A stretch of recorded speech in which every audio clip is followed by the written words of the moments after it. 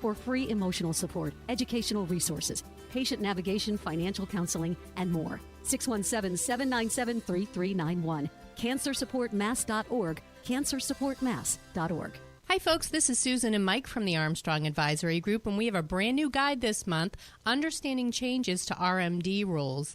Mike, what are RMDs? Yeah, starting with the basics here, if you have basically any sort of retirement account, the IRS has a rule that has changed a lot over the years that says you must start taking distributions out of that retirement account at a specific age. It varies depending on when you funded it, how old you are, but those are the basics, that at a certain point, the benefit of that tax deferral starts to be looked at and taxed, and the IRS wants you to start taking mandatory distributions from those accounts. They want to get their money from you for sure. Okay, so how do you figure out when you need to take those distributions out? That's the complex part, because this has changed a lot over the last decade. So a few years ago, the age used to be 70 and a half. A lot of people have that fixed in their mind. It was then changed to 72. Today, your required minimum distribution can be anywhere between age 73 and age 75 for your traditional retirement accounts. Remember, too, that there's some complexities when it comes to your 401k versus just an IRA. There can sometimes be distributions required from each of those types of accounts rather than aggregating them. So definitely want to talk to a tax expert or financial planner when looking at all this. Folks, we have a lot of details about how you can figure out when you need to take your RMDs in our brand new guide, Understanding Changes to RMD Rules. You can request a copy online at armstrongadvisory.com or call 800-393-4001. That's armstrongadvisory.com or 800-393-4001. The proceeding was paid for by Armstrong Advisory Group, a registered investment advisor. Nothing in the ad or in any Armstrong guide is specific financial, legal, or tax advice. Consult your own financial, tax, and estate planning advisors before making any investment decisions. Armstrong may contact you to offer investment advisory services. Environmental nonprofit Ocean River Institute is working with communities to tackle climate change with nature-based solutions that feature slowing water down and building more soil with grasses and plants.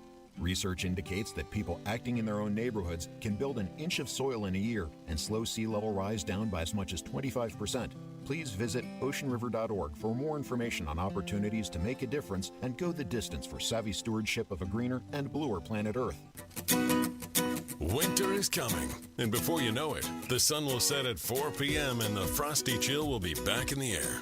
It's time to plan ahead. Get out of the cold and into the sun in one of the most fabulous vacation spots in the Caribbean, the U.S. Virgin Islands. Enjoy world-class cuisine, picturesque beaches, rich history, and spectacular weather all year round. Whether you're going for a romantic getaway or a fun family vacation, the U.S. Virgin Islands has everything you need to enjoy an incredible vacation. Travel from the Northeast could not be easier, and there's no money to exchange or passport required. America's Caribbean is St. Croix, St. Thomas, and St. John. Visit one or all three. Paradise is waiting for you. So head to visitusvi.com for more information and to reserve your trip today. That's visitusvi.com. Visitusvi.com. Veterans Development Corporation is proudly partnered with this year's DAV 5K Boston. Let's meet their CEO, Mark Vonner. I'm no stranger to the military community. My late uncle, Albert Vonner, served proudly in the 1st Marine Division in World War II and gave the ultimate sacrifice for his country. I am surrounded by a family of disabled veterans, including my father, Victor, and brother, Timothy. I am a veteran, and I have dedicated my business and my life to helping veterans. My company, Veterans Development Corporation, works to help disabled veterans every day, and it's one of the key reasons why I'm such a big supporter of Dan Stack and the Disabled American Veterans Department of Massachusetts. I am so thrilled to be proudly partnered with this year's DAV 5K. Veterans Development Corporation is proudly partnered with this year's DAV 5K, taking place on Saturday, November 11th at Fort Independence in South Boston. To register for this year's race, visit dav5k.boston. The Financial Exchange is produced by Money Matters Radio and is hosted by employees of the Armstrong Advisory Group, a registered investment advisor that provides investment advisory services. All opinions expressed are solely those of the hosts, do not reflect the opinions of Armstrong Advisory or anyone else, and do not guarantee profit. Investments can lose money. This program does not offer any specific financial or investment advice. Please consult your own financial, tax, and estate planning advisors before making any investment decisions. Armstrong and Money Matters Radio do not compensate each other for referrals and are not affiliated. This is the Financial Exchange with Chuck Zodda and Mark Vendetti. Your exclusive look at business and financial news affecting your day, your city, your world. Stay informed and up to date about economic and market trends, plus breaking business news every day.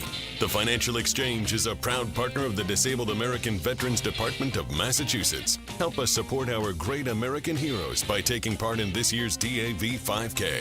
For more information, visit DAV5K.Boston. The DAV 5K Boston is proudly presented by Veterans Development Corporation. This is the Financial Exchange with Chuck Zodda and Mark Vendetti. As we pass through the midpoint of the week, we've got continued volatility in both stock and bond markets at the moment. And a whole bunch of earnings coming out this week as well, and so we'll touch on that. Chuck Zodda, Mark Vendetti, and Tucker with you. And just to look at where things are overall, Mark, continued volatility in both equity markets and in bond markets. And I really think that the latter is probably the proximate cause for the former, in my opinion. Interested to get your thoughts. Yeah, I think when you're pricing any asset, Chuck, as you know very well, you start with the risk-free interest rate, and that's the yield on a treasury bond. If we're talking about pricing a stock or a broad index of stocks, that's the yield on, say, the 10-year or the 20-year treasury bond. So that's the yield on credit risk-free treasuries, not inflation risk-free, not volatility generally or uncertainty free, certainly, but credit risk-free treasuries, they're all money good, is the building block for pricing all assets, not just in the U.S. economy, and by all assets I mean stocks and real estate, infrastructure, private equity, everything else, but globally too.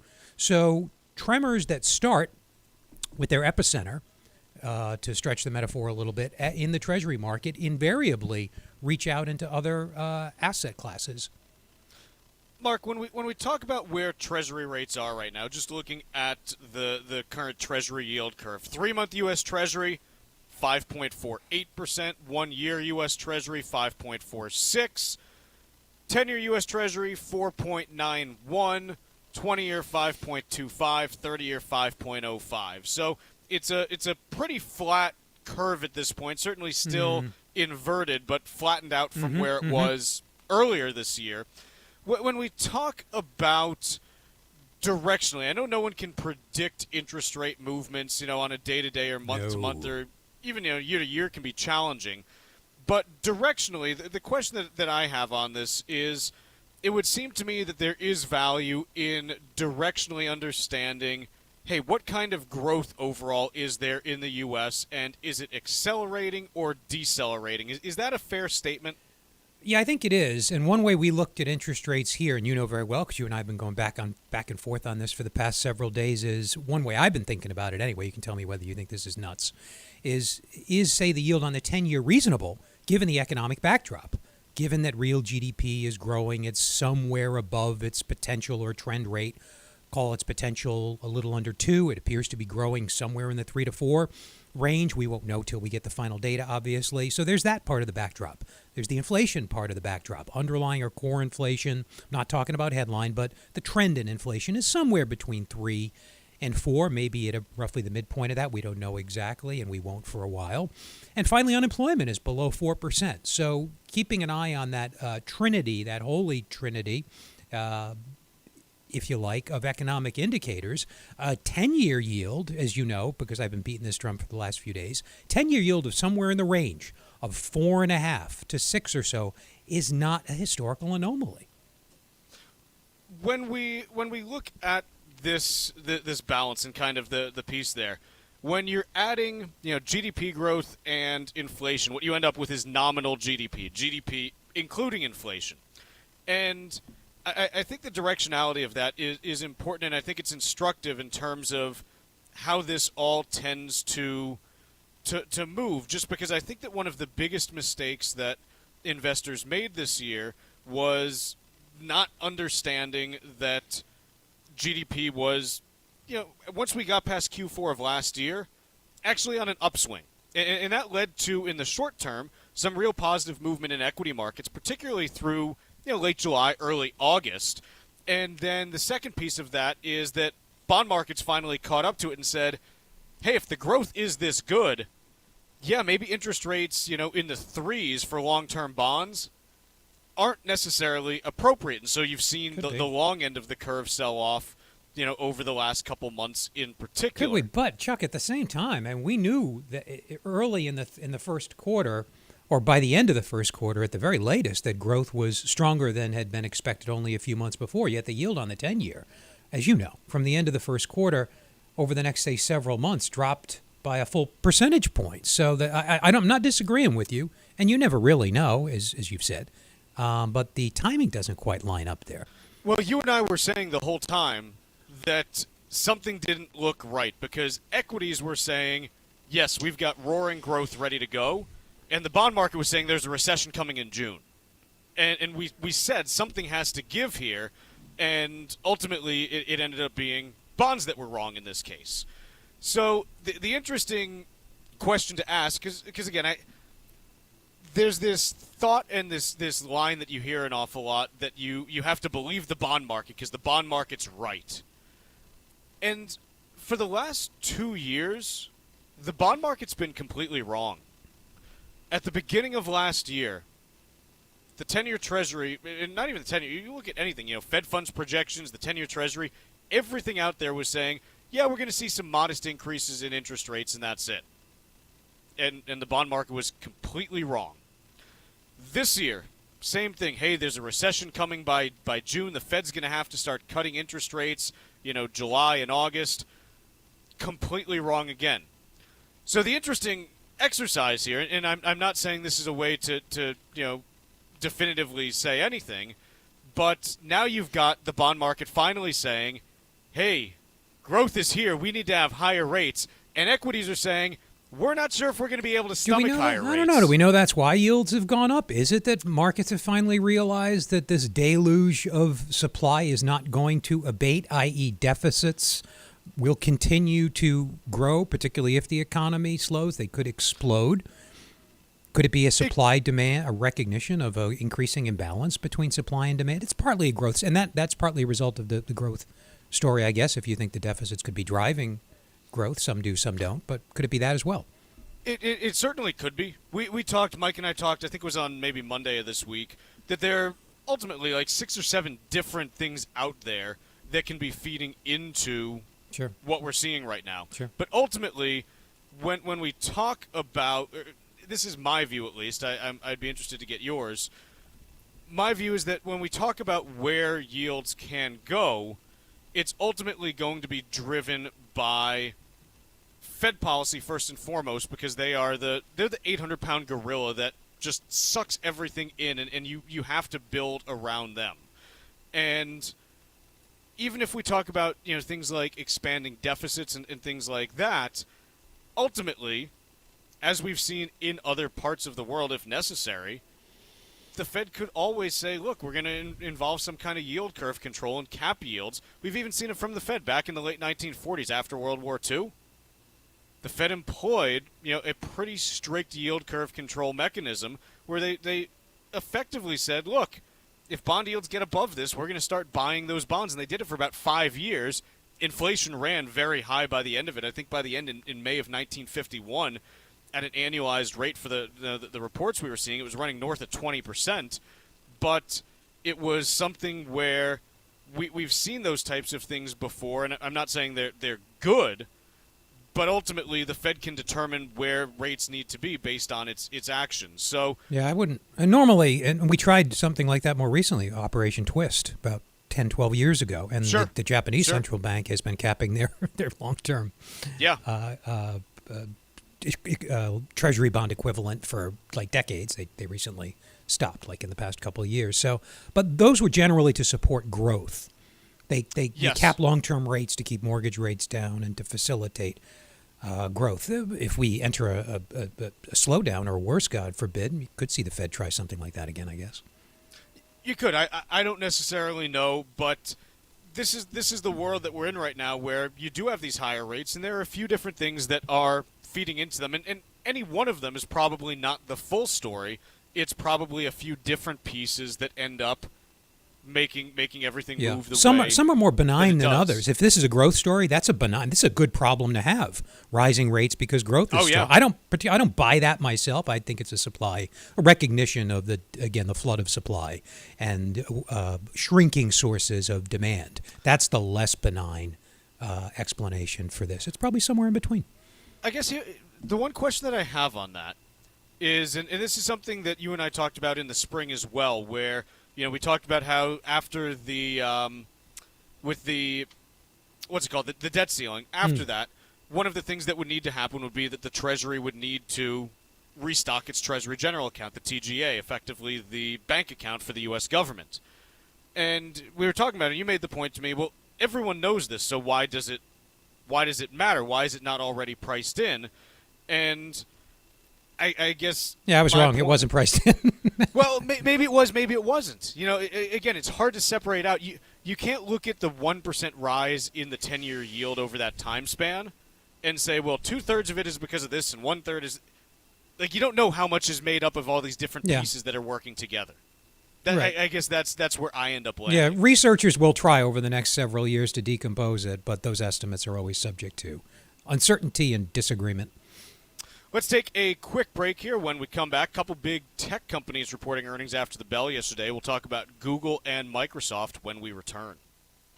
If you missed any of today's show, catch up whenever you want on our YouTube page. Find daily show segments and full shows. Just go to youtube.com and search for The Financial Exchange. This is your home for breaking business and financial news. This is The Financial Exchange Radio Network. Building a solid financial strategy is a core element to enjoying your retirement years. That's why you need advice that you can count on. At the Armstrong Advisory Group, we understand the challenges of positioning your assets to help you maintain your wealth over time. Our goal is to offer advice that is both suitable and in your best interest. When you hire one of us, you hire all of us so you can be comfortable knowing that every advisor in our firm is dedicated to helping you create a realistic plan for your later years. Visit us today at armstrongadvisory.com and sign up for a free, no-obligation planning session. Click the Get Started button at the top right corner of the homepage, and you can select the day and time that works best for you. Go to armstrongadvisory.com and let us help you secure your financial future. That's armstrongadvisory.com. The proceeding was paid for by Armstrong Advisory Group, a registered investment advisor. Nothing in the ad or in any Armstrong guide is specific financial, legal, or tax advice. Consult your own financial, tax, and estate planning advisors before making any investment decisions. Armstrong may contact you to offer investment advisory services.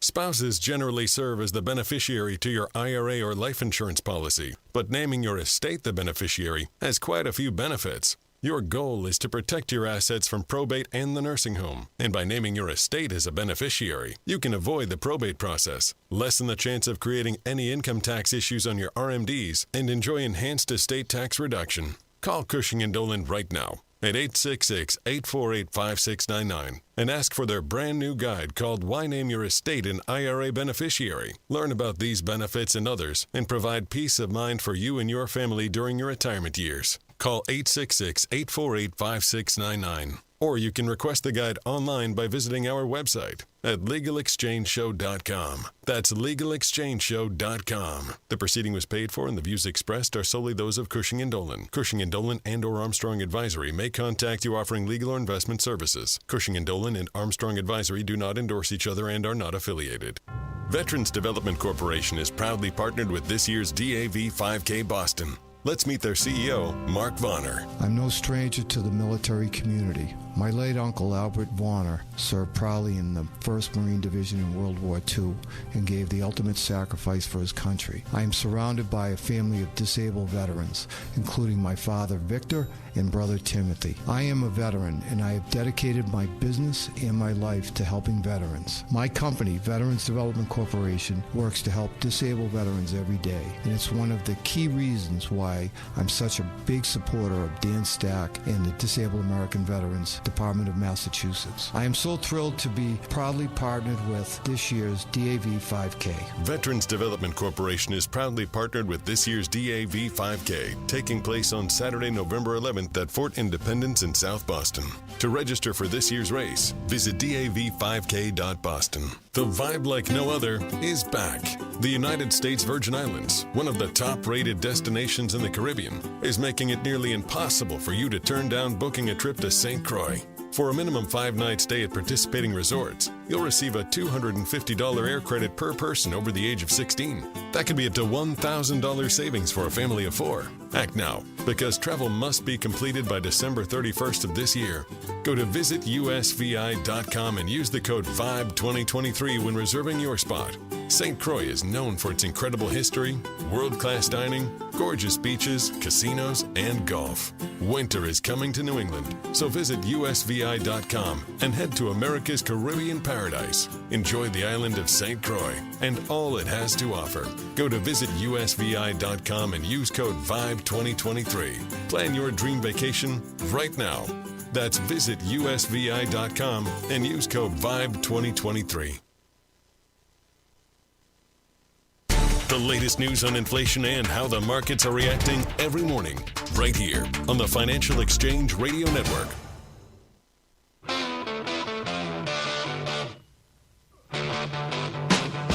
This segment of the Financial Exchange is brought to you in part by the U.S. Virgin Islands Department of Tourism. Fall's here, and now is the perfect time to get a head start on your next vacation. The U.S. Virgin Islands are the top Caribbean destination so far this year, according to Travel Pulse. Explore St. Croix, St. Thomas, or St. John and enjoy incredible beaches, world-class dining, and fall naturally in rhythm with the heartbeat of the islands. There's no passport required or money to exchange. Go to visitusvi.com and book your trip today. That's visitusvi.com. Mark, do you Google or do you Bing? Mostly Google. That's a personal question, but mostly Google. I know. Mostly, Tucker, what about you? Mostly Google. I mean, are we serious? Obviously, it's Google. I noted a couple months ago, I switched over to DuckDuckGo myself. Oh, you're one of those people. Okay. I am. I was curious about it, and I was interested in seeing what the actual difference is. And I will say what I do find on it, in addition to the privacy stuff reportedly being better, I do find that you don't just get the same 3 website answers every time when you Google something. Mm-hmm. If you Google any kind of medical problem, it immediately spits you to WebMD, right? Yeah. Mostly. DuckDuckGo doesn't necessarily do that. And I'm not saying you should Google medical problems because when you do, you automatically think you're dying. But that is very true. But what I'm saying is that the algorithm seems to be a little bit more organic. Where's it taking you for medical advice? Like RFK's website? Mark, here's RFK Jr., excuse me? You Google chest pain, and it's like you're having a heart attack. You Google headache, my heart and you're having a stroke. Yeah. You Google leg pain, it's a blood clot. It's no matter what. You put it in, and immediately your mind picks up the most serious thing that's on the webpage. Right. And I know we all know this, but that's because people pick the most sensational answer. So you like DuckDuckGo is what you're trying to tell us. Yeah, that's what I'm trying to say, is maybe I am personally responsible for Google stock being down 8.5% today. But won't all of these search engines converge? Since they're based on sort of wisdom of crowds type approach, they end up showing you what people most select. Won't they all converge to the same answer? All these computer scientists are trained the same way. Won't they all start looking like Google is what I'm saying in about a year, once the user base is big enough, don't you think? It certainly is possible. I don't know, but I still pull up both, and give me something to Google right now. Chili recipe. Okay. So if I look for a chili recipe on either one, on Google, here are the top websites that I get. The Wholesome Dish, Spend with Pennies, Delish, Natasha's Kitchen, and Downshiftology. How many of those are paid? Can you tell? How many of those are sponsors? These are all unsponsored, actually. They're all unsponsored, okay. I'm only looking at the unsponsored ones. Okay. If I go to DuckDuckGo, I do have 2 sponsored ones at the top, but then it's the Recipe Critic, Wholesome Dish, Food Network, All Recipes, Betty Crocker, and Fit Foodie Finds. So front page, it's spitting out different stuff right now entirely. There was only one that was the same answer. So at this point, at least, it gives you different results. Is it better results? I don't know, but I'm trying it for a little bit, and I'm seeing what happens. What's the worst that could happen with trying a new search engine? You're the only guy on it. You're probably driving the results. No, their user numbers are actually pretty good, Mark, believe it or not. Nah, what do I know? In terms of what they get, let me see where they're... Here we go. Usage stats. They have about 100 million search queries a day. I have no reference point. It's more than me. Should I be impressed? I'm not Googling that. I'm not putting in that many. Now, Google, I'm sure, is probably, if I had to guess on Google, it's 10 billion a day. It might be more than that. But I'm out there. Anyways, Google, stock is down 9% now today. And they actually had revenue growth that topped double digits for the first time in a while. 11% revenue growth from the same period last year. Their cloud division did see only 22% growth, which still robust, but that is slower growth than it's previously seen. And so at least the story that is being published is, hey, that cloud growth was what was really powering the company, and if it's slowing down, maybe it's not worth as much. That's what's being reported, at least, as to why Google's down 9%, even with 11% revenue growth. And so we have a tale of two titans today. We do. Microsoft being the other. Different result, different reaction by investors. Go ahead, Chuck. And here's the headline. Microsoft earnings growth accelerates on stronger than expected cloud demand. So you've got Microsoft's cloud coming in with better growth than expected, 29%. And it was below where it was this time last year, but it was better than the previous quarter and better than analyst expectations. And so as a result, you end up with Microsoft up about 2.8% right now at the moment. With these things, and again, you might say, well, look, both of these companies, their cloud growth is in the 20s. Why, the huge difference in performance today?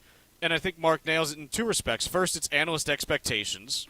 What did people think was going to happen?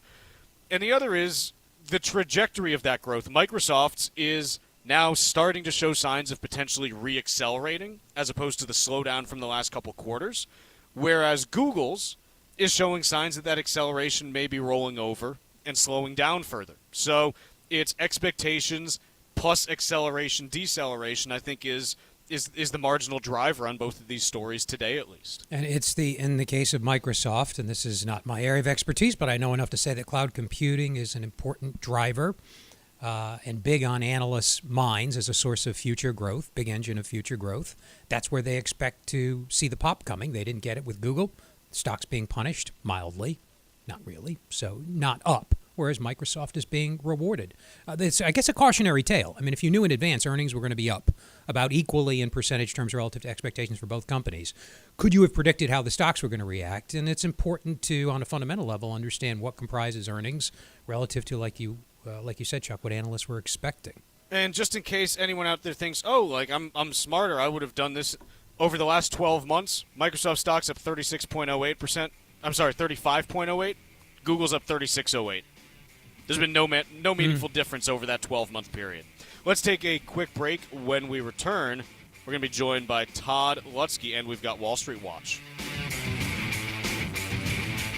Like us on Facebook and follow us on Twitter @TFE Show. Breaking business news is always first, right here on the Financial Exchange Radio Network. It happens all over Massachusetts. Can you tie my shoes? In every home and every community. Be careful on your bike. Learning can happen anytime, anywhere. We'll see you at practice this weekend. And no matter how learning takes place in your family's life, DESE is there as your partner. The Massachusetts Department of Elementary and Secondary Education. Never stop learning. Find out more at mass.gov/back-to-school. Sponsored by the Massachusetts Department for Elementary and Secondary Education. Veterans Development Corporation is proudly partnered with this year's DAV 5K Boston. Let's meet their CEO, Mark Vonner. I enlisted in the Marine Corps when I was 18 years old, joining a long line of family members who also served our country. After my service, I connected with the VA healthcare systems, where I attended meetings with disabled veterans and learned for the first time about the DAV. I was so impressed with the work they do to help millions of veterans, including providing necessary services like transportation, education, and financial opportunities. Today, I stand a proud partner of the DAV in the 2023 IRA DAV 5K. My company, Veterans Development Corporation, is a general contracting firm working with many disabled veterans, and I hope that by sharing my story, many other disabled veterans will be able to reach their goals once they conclude their service. Veterans Development Corporation is proudly partnered with this year's DAV 5K, taking place on Saturday, November 11th at Fort Independence in South Boston. To register for this year's race, visit dav5k.boston. Winter is coming, and before you know it, the sun will set at 4 p.m. and the frosty chill will be back in the air. It's time to plan ahead. Get out of the cold and into the sun in one of the most fabulous vacation spots in the Caribbean, the U.S. Virgin Islands. Enjoy world-class cuisine, picturesque beaches, rich history, and spectacular weather all year round. Whether you're going for a romantic getaway or a fun family vacation, the U.S. Virgin Islands has everything you need to enjoy an incredible vacation. Travel from the Northeast could not be easier, and there's no money to exchange or passport required. America's Caribbean is St. Croix, St. Thomas, and St. John. Visit one or all three. Paradise is waiting for you. So head to visitusvi.com for more information and to reserve your trip today. That's visitusvi.com. Visitusvi.com. Environmental nonprofit Ocean River Institute is working with communities to tackle climate change with nature-based solutions that feature slowing water down and building more soil with grasses and plants. Research indicates that people acting in their own neighborhoods can build an inch of soil in a year and slow sea level rise down by as much as 25%. Please visit oceanriver.org for more information on opportunities to make a difference and go the distance for savvy stewardship of a greener and bluer planet Earth. This is Tucker Silva of the Financial Exchange Show, and I'm joined today by estate planning attorney Todd Lutsky, a partner with the law firm of Cushing & Dolan with a master's in taxation. Today we're talking about choosing beneficiaries for your IRA. Todd, what is the best way to set up designated beneficiaries for qualified plan assets from both a Medicaid and estate tax planning perspective for a married couple? Yeah, IRAs are difficult to deal with, but many options. The best option generally is if you're married, husband and wife, whatever, the spouses can be each other's beneficiary. And that's how you normally do it. However, if you happen to be over or at age 73, which is the required beginning date for minimum distributions to come out, and you're doing estate Medicaid planning, and you have an irrevocable trust, you can also have a testamentary trust built into your will. If you do that and you meet those two requirements, then you can name the estate the designated beneficiary of your IRA. And under the new Secure Act 2.0, it allows you to do this without causing adverse required minimum distributions, and it will allow you to protect the assets immediately from the nursing home for the surviving spouse and shelter it for estate tax purposes all at the same time. Educate yourself about the estate planning process. Request your free copy of Todd's brand new guide called Why Name Your Estate an IRA Beneficiary by calling 866-848-5699. That's 866-848-5699. Or you can request your copy right at their website, legalexchangeshow.com. The proceeding was paid for, and the views expressed are solely those of Cushing & Dolan. Cushing & Dolan and/or Armstrong Advisory may contact you offering legal or investment services. Cushing and Armstrong do not endorse each other and are not affiliated. Time now for Wall Street Watch. A complete look at what's moving markets so far today, right here on the Financial Exchange Radio Network. Well, markets are pulling back after their recent gains as Wall Street reacts to third quarter earnings from major tech names, including Microsoft and Google's Alphabet. Embrace for more tech earnings from IBM and Facebook's Meta after the closing bell. At the moment, Dow is off by 1/3%, S&P 500 down nearly 1% or 38 points, and the tech-heavy NASDAQ selling off by 1⅓% or 177 points. Russell 2000 selling off as well by 1.5%. 10-year Treasury yield up by 6 basis points, now at 4.90%, and crude oil down by 0.5%, trading at $83 $1.34 a barrel. Boeing reported third quarter results ahead of the open this morning, posting a wider than expected adjusted loss. The aircraft maker also revealed it will deliver fewer 737 MAXs than previously forecasted, as the company works through production flaws detected. However, Boeing maintained its expectations for 2023 in terms of free cash flow between $3 and $5 billion, despite these production challenges. However, Boeing shares off by 3%. Meanwhile, T-Mobile shares down by 0.5% after the cell phone carrier posted mixed third quarter results, beating on earnings but narrowly missing revenue expectations. The company did add 850,000 postpaid phone connections above street forecasts of 773,000, outpacing competitors AT&T and Verizon. Snap shares up by 1% after the social media company posted better than expected third quarter earnings and revenue, while its global daily active users of 406 million also surpassed expectations. However, Snap did not provide fourth quarter guidance due to uncertainty of advertising spend given the war in the Middle East. And breaking news just moments ago, Apple announced they'll be raising the price of its Apple TV subscription from $6.99 to $9.99 a month. I'm Tucker Silva, and that's Wall Street Watch. This is Ask Todd on the Financial Exchange Radio Network. If you have an existing estate plan or are in the market for one, Todd Lutsky is here to answer your questions and help you plan for later life. Ask Todd is presented by Cushing & Dolan, serving Massachusetts and New England for more than 35 years, helping families with estate and tax planning, Medicaid planning, and probate law. Visit CushingDolan.com.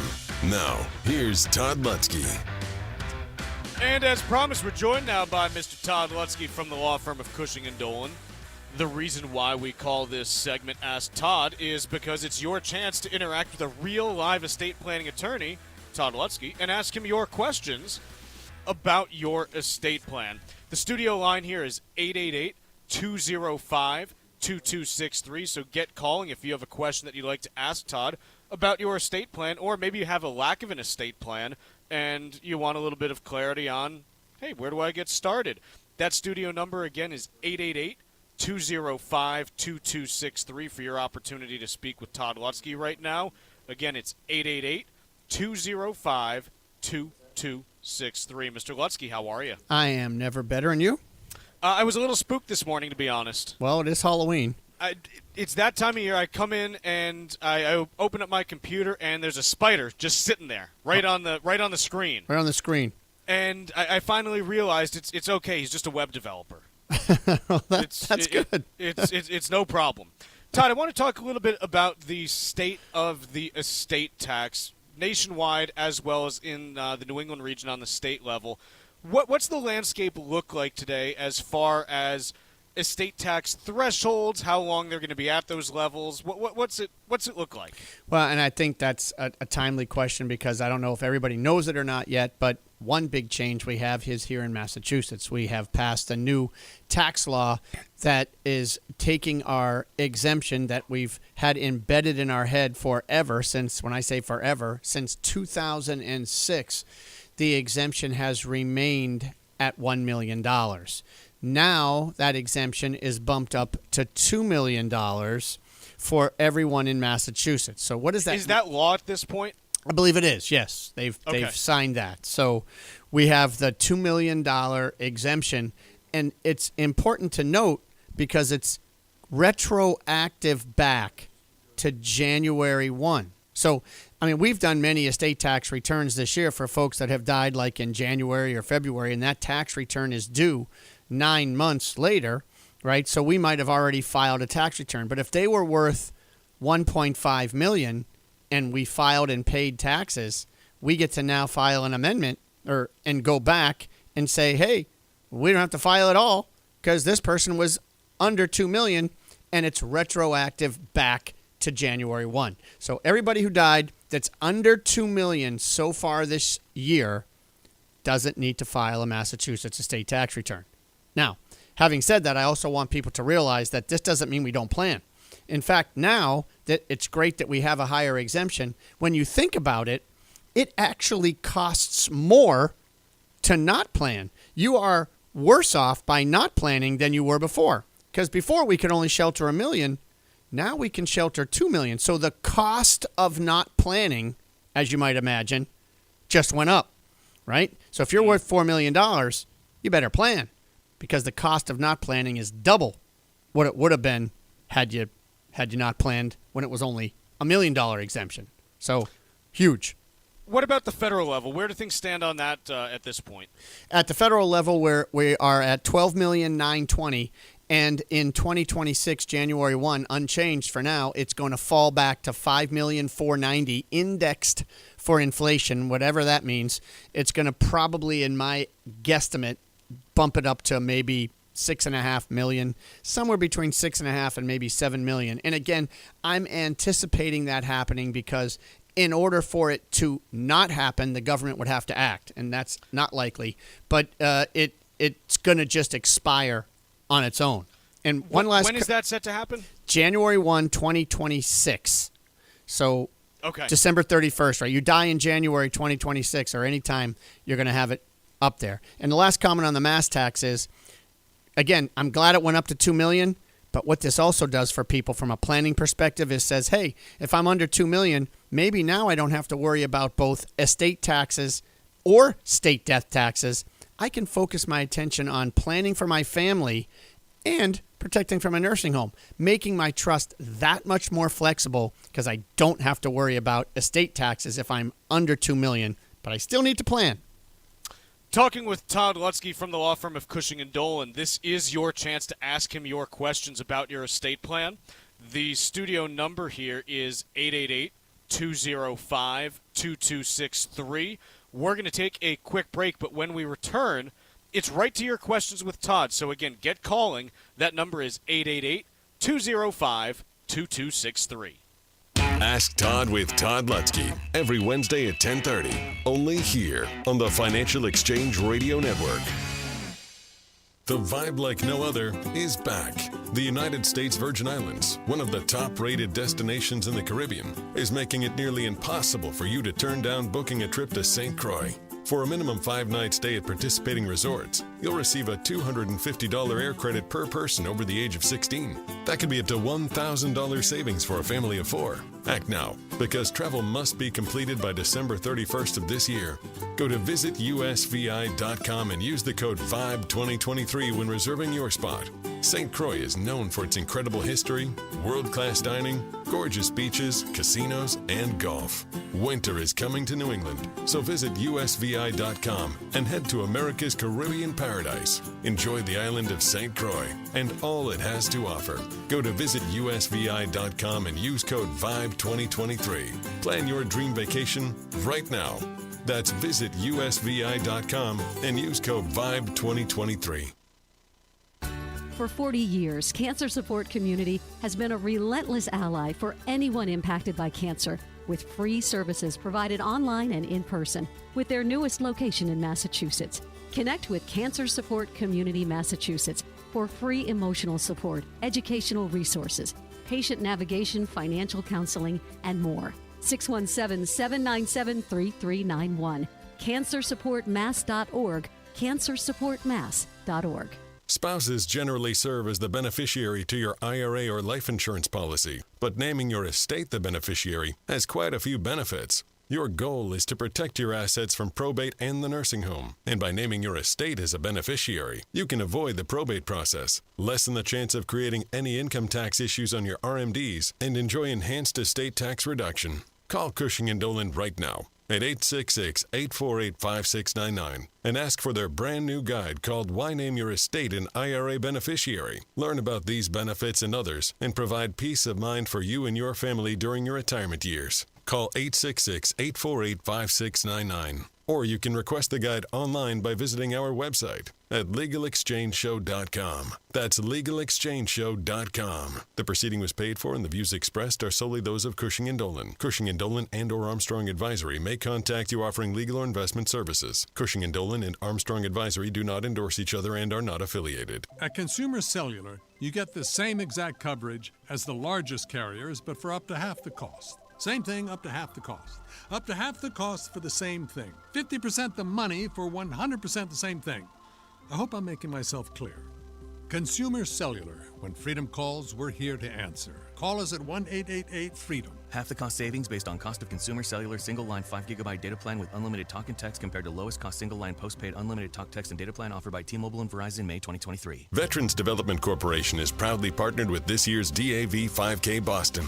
Let's meet their CEO, Mark Vonner. I served proudly in the Marine Corps from 1981 to 1984 and was honored to receive the U.S. Marine Corps Expeditionary Medal, one of the oldest decorations still issued to active duty personnel. I started Veterans Development Corporation to give back to the veteran community. Many of my employees are former veterans, and it is my distinct pleasure to work with them each and every day. This is why I'm so excited to be partnering with the Disabled American Veterans Department of Massachusetts on this year's DAV 5K. If not for the DAV, many of our disabled veterans would not have access to critical services that they need to live comfortably. I hope that by telling my story, many more of our veterans will achieve their goals and dreams post-service. Veterans Development Corporation is proudly partnered with this year's DAV 5K, taking place on Saturday, November 11th at Fort Independence in South Boston. To register for this year's race, visit dav5k.boston. You're listening to Ask Todd with Todd Lutsky on the Financial Exchange Radio Network. All right, Todd, we got callers lined up for you. Let's kick it off with Mark in Boston. Mark, you're on with Todd Lutsky. What's your question? Morning, guys. Question is this.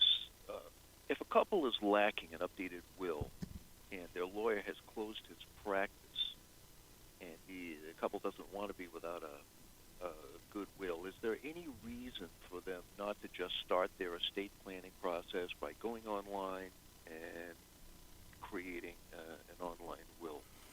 Well, I can tell you right off the bat, I can't even begin to comment on the troubles and the problems you're going to have with an online will. I mean, do they know that it needs to be mass? Are they governing mass laws? To me, it's not doing any estate planning. I don't know what the couple wants, but an estate, remember, a will is a won't in my eyes. It won't reduce estate taxes. It won't avoid probate. It won't protect assets from a nursing home. I mean, it does very little.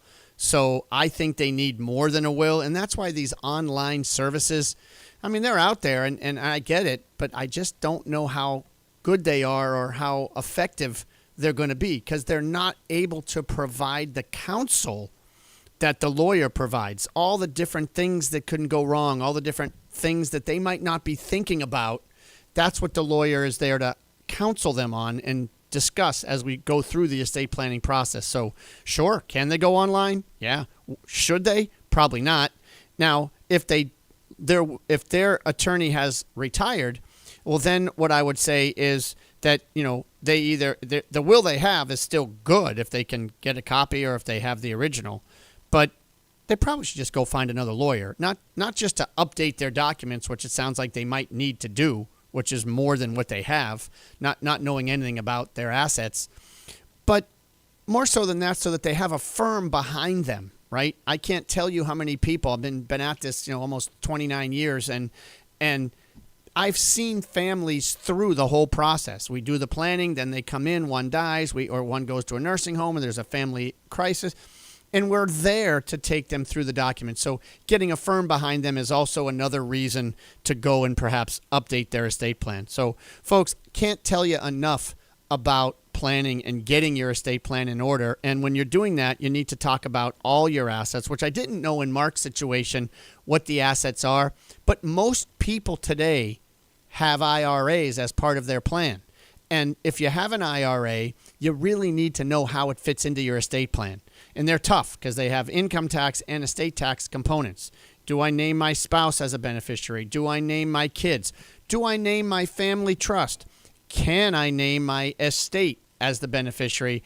And now, after Secure 2.0, you are able to name your estate as the beneficiary, but learn how to do it. Learn how best to deal with your IRA as part of your estate. Get the guide, Why Name Your Estate an IRA Beneficiary, 866-848-5699, or go to LegalExchangeShow.com. You can download it there. Again, 866-848-5699 or LegalExchangeShow.com.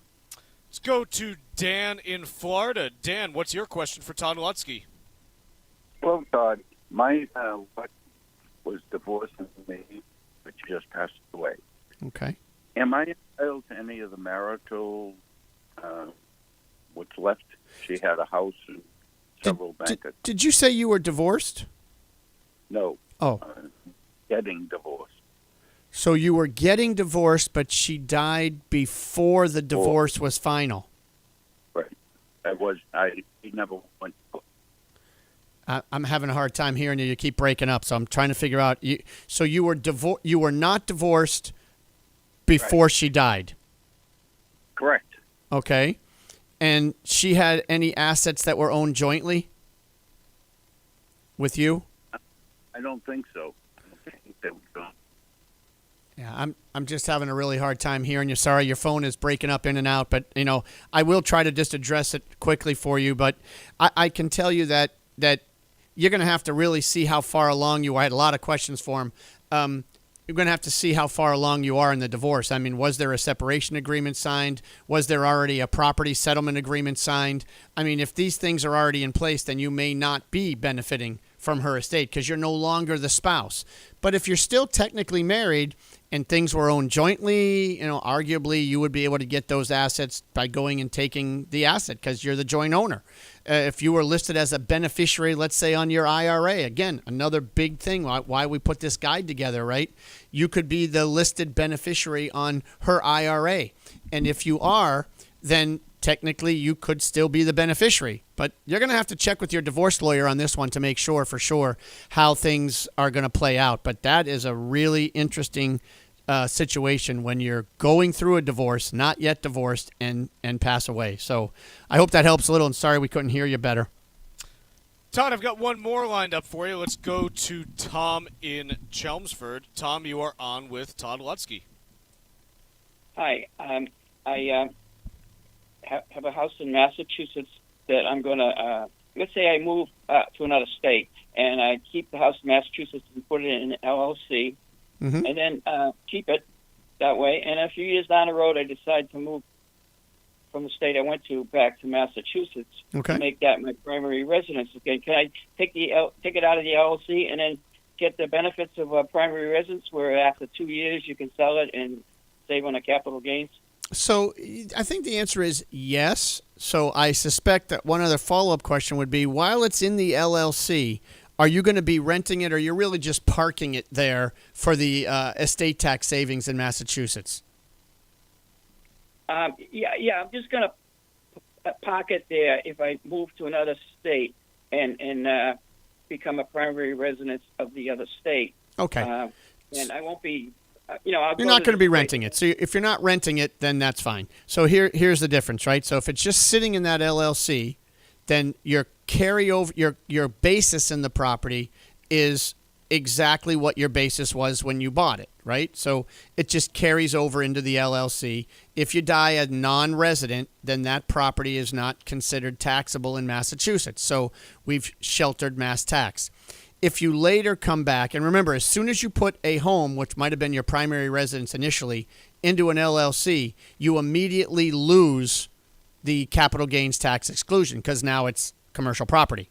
But once you move back in, and if you take it out of the LLC and live there for 2 years, so own and use it as your primary residence for 2 more years, then I believe you will be able to make it a primary residence again and take advantage of that capital gains exclusion when you go to sell it. So the only reason I asked about renting is if you rent it while it's in there, then you're going to reduce your basis, right? And you never recover depreciation recapture once it becomes a primary residence again. So that part of the gain associated with the depreciation, if you had rented it, could be subject to or subject to income tax again. So that does work, and I think taking it out and becoming a primary residence again will get you your capital gains exclusion. So good question. Hope that helps.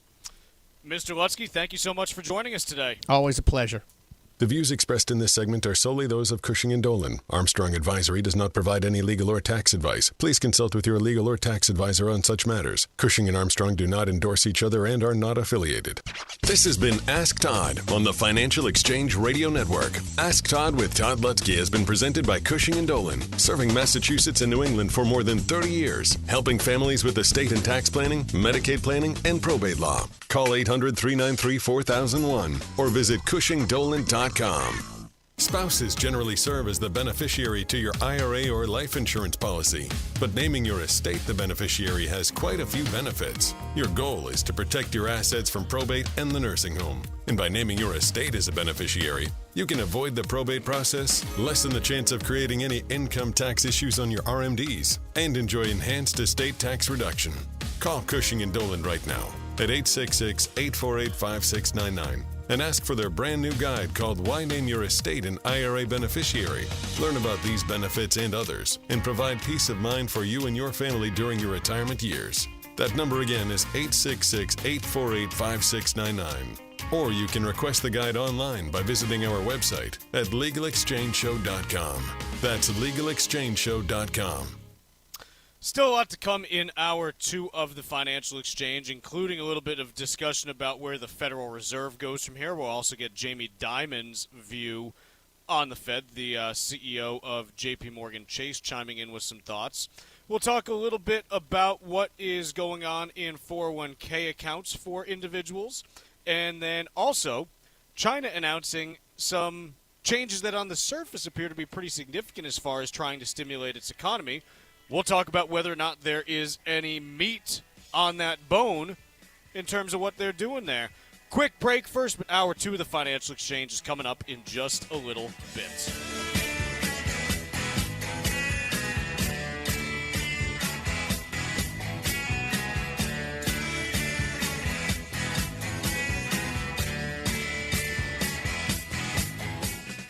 Hi, folks. It's Susan and Mike from the Armstrong Advisory Group, and we have a brand new guide out this month, Understanding Changes to RMD Rules.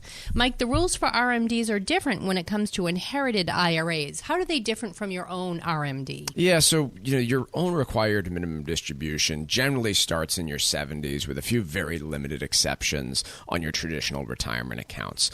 When you get into inherited, you have a lot of different paths with a lot of different rules. So I guess starting off first with the most basic is if you leave your IRA or your 401k to a spouse, it's pretty simple. They treat it as their own retirement account, or they have the option to, and the RMDs are based on their own age. Where the complexities start getting into is when you leave them to a non-spouse.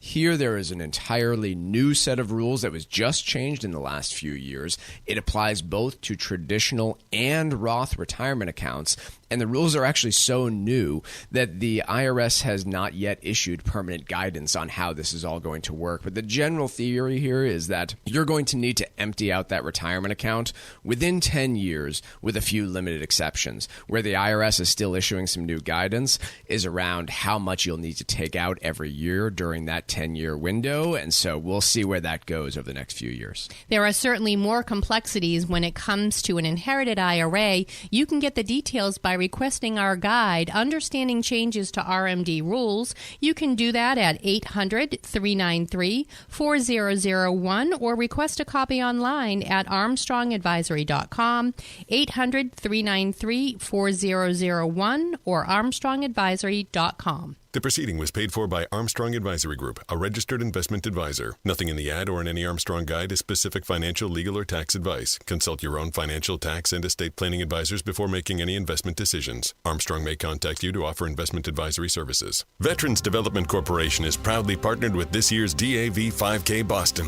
Let's meet their CEO, Mark Vonner. I enlisted in the Marine Corps when I was 18 years old, joining a long line of family members who also served our country. After my service, I connected with the VA healthcare systems, where I attended meetings with disabled veterans and learned for the first time about the DAV. I was so impressed with the work they do to help millions of veterans, including providing necessary services like transportation, education, and financial opportunities. Today, I stand a proud partner of the DAV and the 2023 DAV 5K. My company, Veterans Development Corporation, is a general contracting firm working with many disabled veterans, and I hope that by sharing my story, many other disabled veterans will be able to reach their goals once they conclude their service. Veterans Development Corporation is proudly partnered with this year's DAV 5K, taking place on Saturday, November 11th at Fort Independence in South Boston.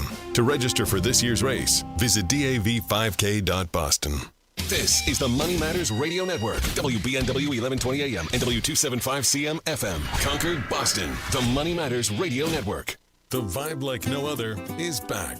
The United States Virgin Islands, one of the top-rated destinations in the Caribbean, is making it nearly impossible for you to turn down booking a trip to St. Croix. For a minimum 5-night stay at participating resorts, you'll receive a $250 air credit per person over the age of 16. That could be up to $1,000 savings for a family of 4. Act now, because travel must be completed by December 31st of this year. Go to visitusvi.com and use the code VIBE2023 when reserving your spot.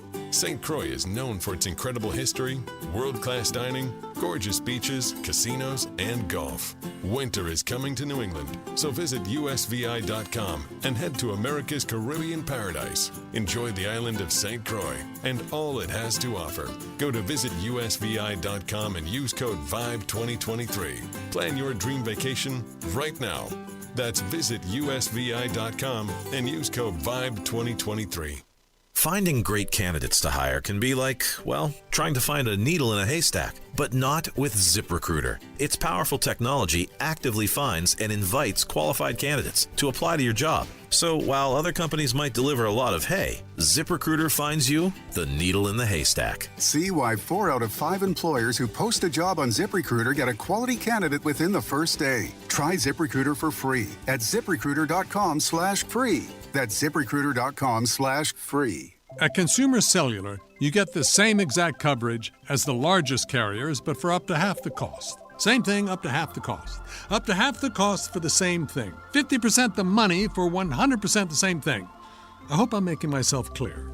Consumer Cellular. When freedom calls, we're here to answer. Call us at 1-888-FREEDOM. Half the cost savings based on cost of Consumer Cellular single-line 5GB data plan with unlimited talk and text compared to lowest cost single-line postpaid unlimited talk, text, and data plan offered by T-Mobile and Verizon May 2023. Spouses generally serve as the beneficiary to your IRA or life insurance policy, but naming your estate the beneficiary has quite a few benefits. Your goal is to protect your assets from probate and the nursing home, and by naming your estate as a beneficiary, you can avoid the probate process, lessen the chance of creating any income tax issues on your RMDs, and enjoy enhanced estate tax reduction. Call Cushing & Dolan right now at 866-848-5699 and ask for their brand new guide called Why Name Your Estate an IRA Beneficiary. Learn about these benefits and others and provide peace of mind for you and your family during your retirement years. Call 866-848-5699. Or you can request the guide online by visiting our website at LegalExchangeShow.com.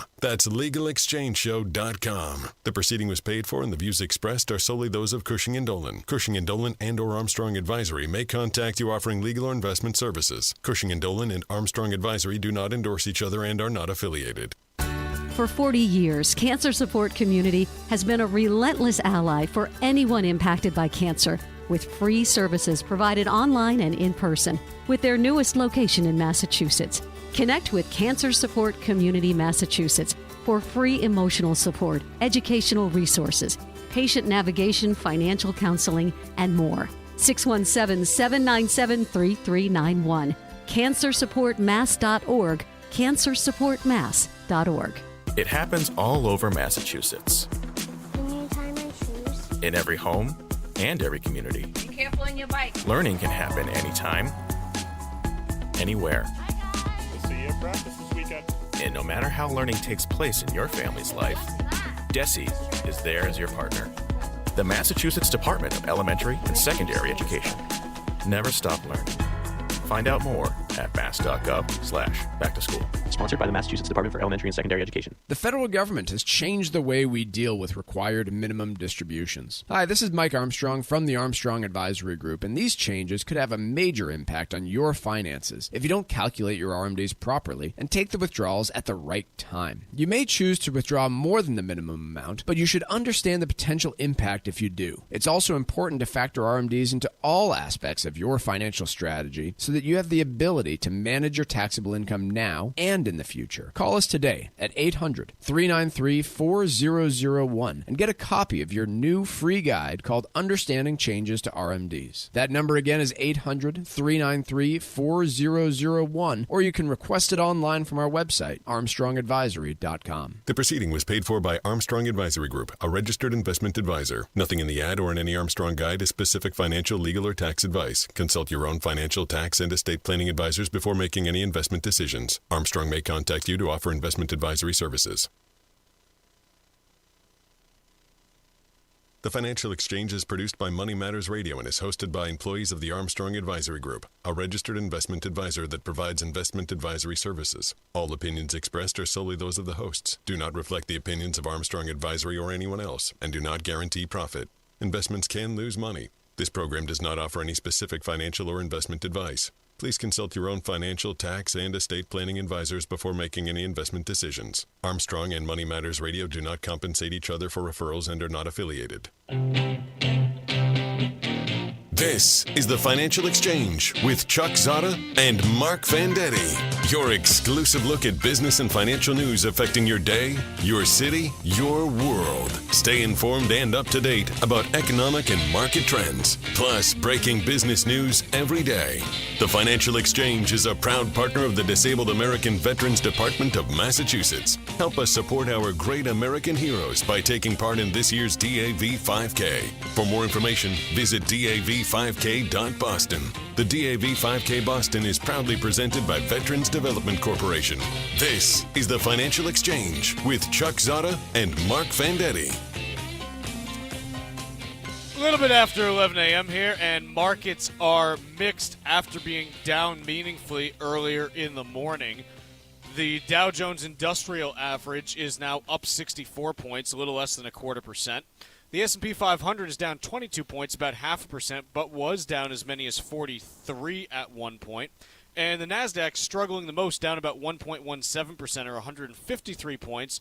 That is on the back of the company formerly known as Google being off about 8% after reporting earnings yesterday after the bell. A couple other big companies selling off as well, with Amazon down 3.5%, Meta down 1.4%, and Nvidia down 1.3% as well. When we take a look at the bond market right now, we got the 10-year U.S. Treasury up 6 basis points to 4.9%. So that has moved back up after a couple days of consolidation in rates.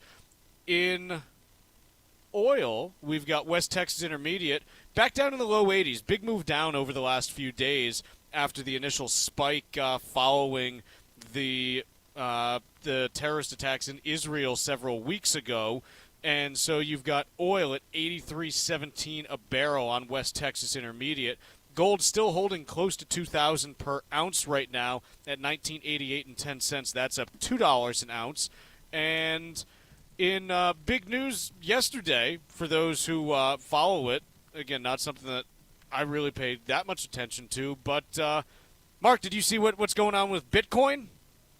I did. Shaking my faith in capital markets. It's so you could spend all this time, analyzing economic data and this and that and everything, and Bitcoin just happens to be up 102% this year now after a big run up in the last couple days.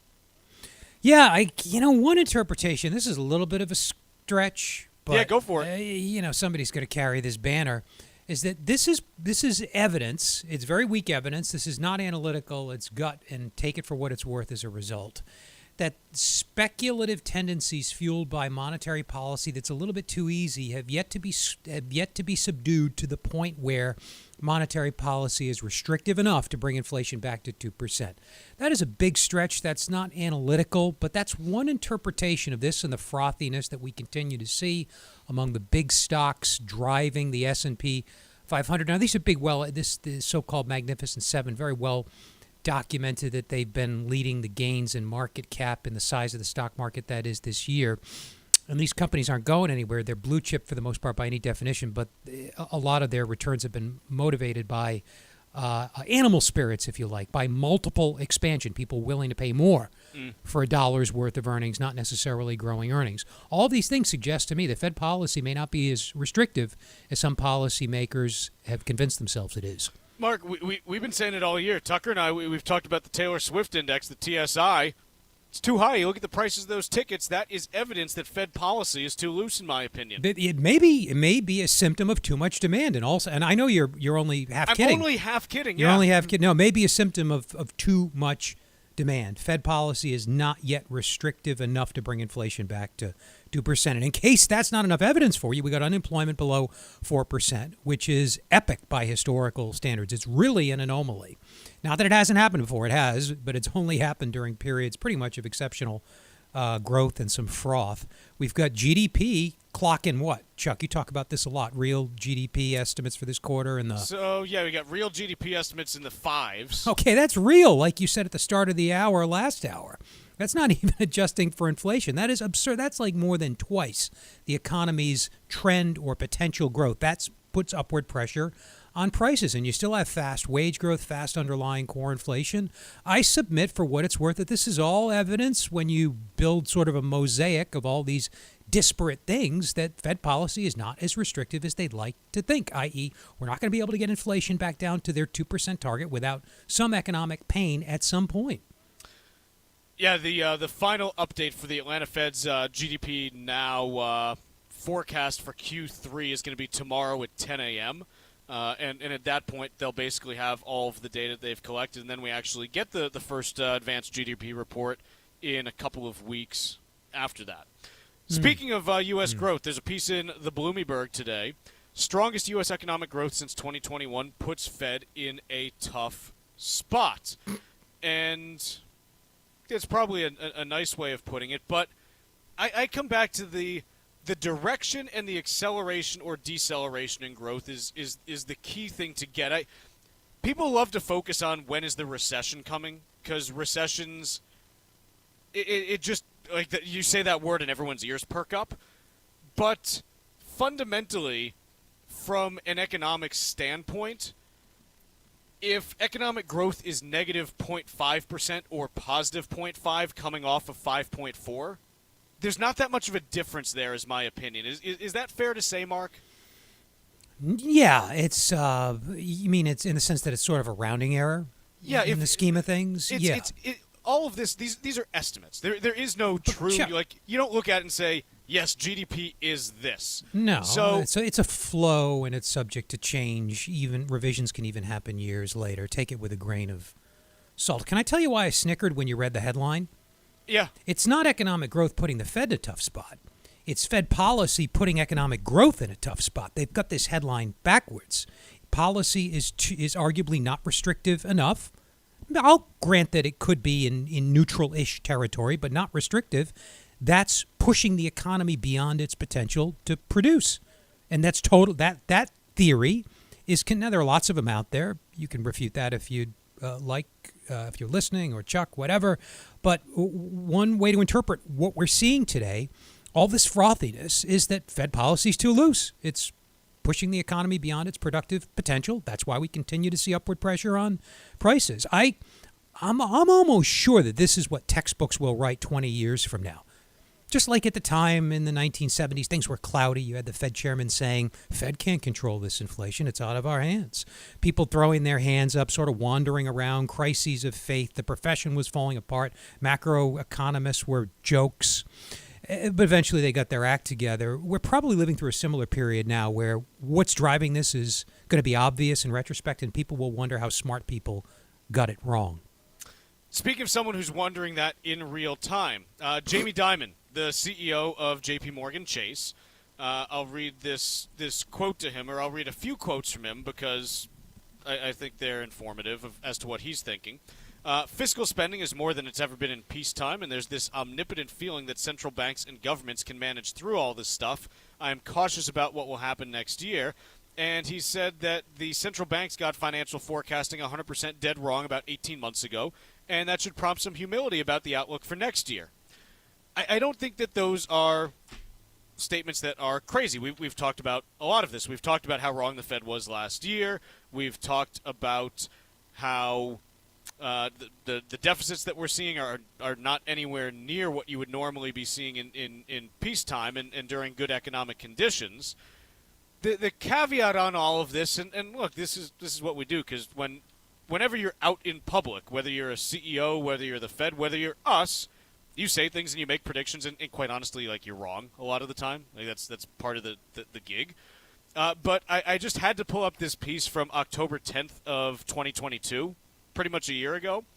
And Jamie Dimon, this is the headline, "This is serious. J.P. Morgan's Jamie Dimon warns U.S. likely to tip into recession in 6 to 9 months." So Jamie Dimon is not always right either. I know people might say, well, he's in the private sector, he has more access to data. A year ago, quite literally a year ago, Jamie Dimon was saying there's going to be a recession sometime in the first half of 2023. Mark, did we have a recession in the first half of 2023? Let me check, Chuck. No, we did not. Did growth slow down from Q4 in 2023? I don't believe that it did, sir. No, it actually accelerated. So yeah. It's not to say that, like, Jamie Dimon should be punished for his view, because all of us, like, this is the deal. Like, no one is right on all this stuff all the time. But I just like to point out that even Jamie Dimon, yes, you can take his opinion and kind of add it to your mosaic of other opinions that you consider. But there's no one in the economic world that is right 100% of the time, because it's just too complex a system and there are too many moving parts.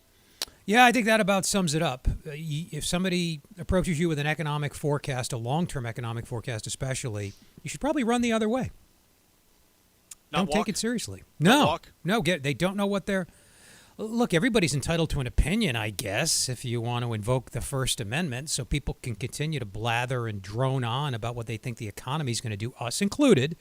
But other than making statements about long-term growth, like, for example, if population growth slows today, absent a technology, I'll just say miracle, absent a pickup in productivity driven by technology, economic growth in the future will be slower. Because long-term economic growth, we learned this a long time ago, is a function of the size of the labor force and then how much that labor force can produce, productivity. We know that. So certain things do get baked into the cake longer term, but immigration could pick up and grow the labor force in the future. There could be some technology breakthroughs like there were in the Industrial Revolution. If you'd been looking back at the beginning of the Industrial Revolution, you would have said there's been no economic growth for 600 years, or very little. Sure. From the medieval period through the early modern era. Why are we going to have it now? Well, lo and behold, somebody discovered how to turn this black stuff that was coming out of the ground into energy and power engines, which eventually made their way into factories, replaced the water wheel, and the rest is history. Nobody saw that coming at the time. Similarly, it's hard to see where we'll be in even 5 to 10 years, never mind longer term. But some things like population do ensure some patterns get baked into the cake. Yeah, I always like to talk about it, and it's not as covered as the industrial revolution, but the farm revolution of the 20th century. In the U.S., at the beginning of the 20th century, about 14 to 15% of the population was working on farms. Almost 14 million people were working on farms. By the year 2000, the population was 300 million, and we only had about 3 million people, or 1% of the population, working on farms. Why? Combination of things. A, we got more efficient. B, we imported more food more cheaply from other places. But ultimately, when we talk about productivity growth, it does typically result in fewer workers if you're able to, see that kind of growth.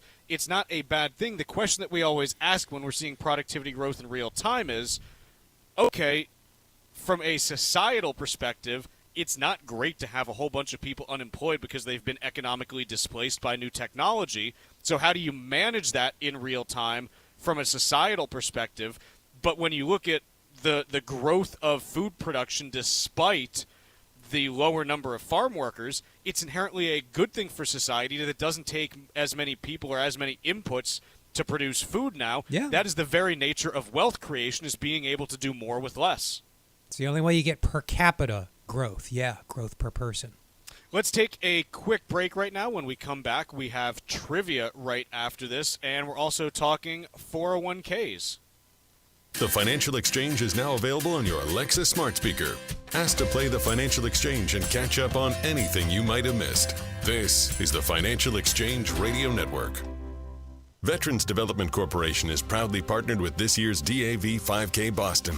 Let's meet their CEO, Mark Vonner. I served proudly in the Marine Corps from 1981 to 1984 and was honored to receive the U.S. Marine Corps Expeditionary Medal, one of the oldest decorations still issued to active duty personnel. I started Veterans Development Corporation to give back to the veteran community. Many of my employees are former veterans, and it is my distinct pleasure to work with them each and every day. This is why I'm so excited to be partnering with the Disabled American Veterans Department of Massachusetts on this year's DAV 5K. If not for the DAV, many of our disabled veterans would not have access to critical services that they need to live comfortably. I hope that by telling my story, many more of our veterans will achieve their goals and dreams post-service. Veterans Development Corporation is proudly partnered with this year's DAV 5K, taking place on Saturday, November 11th at Fort Independence in South Boston.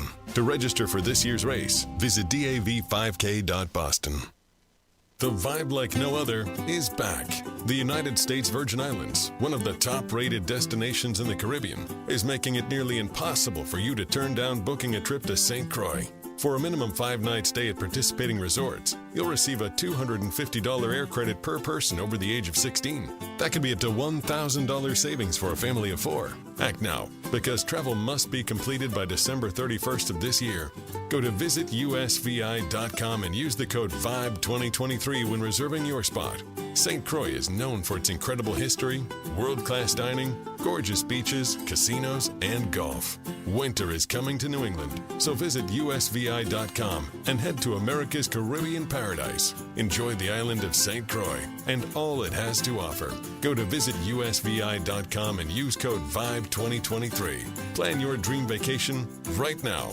That's visitusvi.com and use code VIBE2023.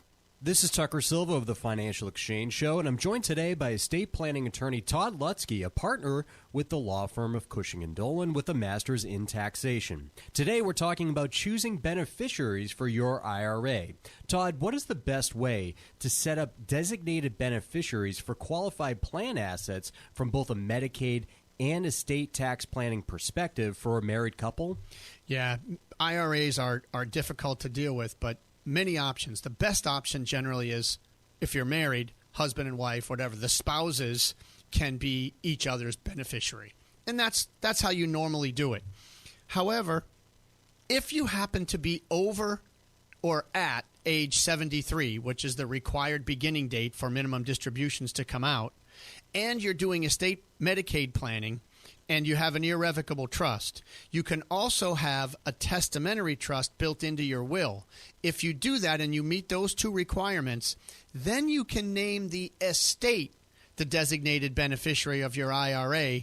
And under the new Secure Act 2.0, it allows you to do this without causing adverse required minimum distributions, and it will allow you to protect the assets immediately from the nursing home for the surviving spouse and shelter it for estate tax purposes all at the same time. Educate yourself about the estate planning process. Request your free copy of Todd's brand new guide called Why Name Your Estate an IRA Beneficiary by calling 866-848-5699. That's 866-848-5699. Or you can request your copy right at their website, legalexchangeshow.com. The proceeding was paid for, and the views expressed are solely those of Cushing & Dolan. Cushing & Dolan and/or Armstrong Advisory may contact you offering legal or investment services. Cushing and Armstrong do not endorse each other and are not affiliated.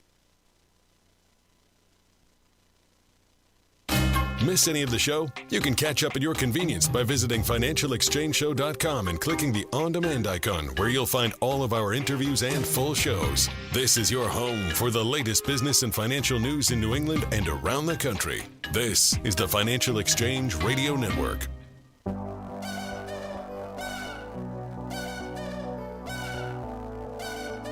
Trivia brought to you by Applebee's. Choose from a variety of half-price late-night appetizers after 9 p.m., including half-price boneless buffalo wings, half-price spinach and artichoke dip, and half-price warm pretzels dipped in beer cheese. Gather with friends any day of the week at Applebee's and say hello to half-price appetizers served late night. Because half off is just more fun. Now that's eating good in the neighborhood, void where prohibited. Dine in only. Well, tonight the Boston Celtics kick off their 78th season as they'll take on the Knicks in New York City. Today is also the 75th birthday of Celtics legend Dave Cowens. Cowens played center for the Celtics in the 1970s and won 2 championships during his tenure. One day in the middle of a playoff series in 1977, Cowens decided to pick up a quick side hustle. Trivia question today: what job did Dave Cowens take for one day in the middle of a playoff series? Once again, what job did Dave Cowens take for one day in the middle of a playoff series? Be the 6th person today to text us at 617-362-1385 with the correct answer. And you win a Financial Exchange Show t-shirt and be registered to win a $100 gift card to Applebee's. Be sure to include the keyword Applebee's in your text, and we'll give away that Applebee's gift card on Friday's show. 617-362-1385, and the 6th correct response will be our winner. See complete contest rules at financialexchangeshow.com. You're set it and forget it. 401k made you rich. No more. That's the headline from the Wall Street Journal. Mark, is it as dire as the headline makes it out to be? It's going to be more challenging. Look, we did well in participants, which is what they call people who participate in a 401k. So the industry calls us participants when we're in one. So I'm just going to use that, if you don't mind, because it's easier for me to keep track of who the heck I'm talking about. Participants did really well from the mid-1980s when plan sponsors and big record keepers like Vanguard and Fidelity started telling them, just use a balanced fund with underlying maybe index funds. So it's cheap, it's well diversified. You might call that the 60-40 strategy, also known as a traditional balance strategy. Then target date funds came along a little bit later, mid-2000s. The government blessed them. And since then, we've all been pretty much auto-enrolled into something like a 60-40 portfolio. A little more than 60 if you're younger, a little less if you're older. But a stock-bond blend, cheap, diversified. It's worked really well for 40 years. But Fantastically. But it's also been an extraordinary 40-year period for stocks where earnings have been strong, multiple growth, the amount people are willing to pay for those earnings has grown at an even stronger rate. And for bonds, there was a big so-called secular, that is long-term decline in yields for reasons that researchers still debate. The question that gnaws at us, I think, Chuck, as researchers and advisors is, what if things have changed? What if multiple growth is not supportive in the future? What if rates are secularly going up because of declining savings, because of the increased issuance of government debt? The landscape might look very different, might not be nearly as fertile and as inviting and as attractive to investors over the next, say, 20, 25 years as it has been over the past few decades, when all you had to do was set it and forget it. And when we look at this, again, the last couple of years have been challenging in this respect. Last year, yes, a little preview. Last year in particular, I believe it was one of only 3 years since the 1920s where both your major U.S. stock and bond indices both lost money. So last year was really rare. I mean, you're talking about a generational type year where you saw that. This year, you got stocks that are still in positive territory on most of your major indices. I say most because it's dodgy day to day right now. Here, day to day at the moment, the Russell 2000 is negative for the year. It's down about 5.5%. Actually, after today, it'll be down close to 6% if we close near these levels. The Dow is flat for the year. S&P 500's up just under 10. The NASDAQ Composite is up 24. NASDAQ 100's up 33. So there's a wide dispersion of results. But you do have a couple indices flirting with that zero bound at the moment as far as positive returns for the year. So you've got stocks that are, again, some of them are doing well, some are, not doing well, but it's kind of a mixed bag on that front. When we look at bonds and what we have there, the Bloomberg U.S. Aggregate Bond Index year to date is, it's down 2.41%. Currently, so that's in terms of its level change. When you incorporate in the yield that you get off that, you're likely positive. But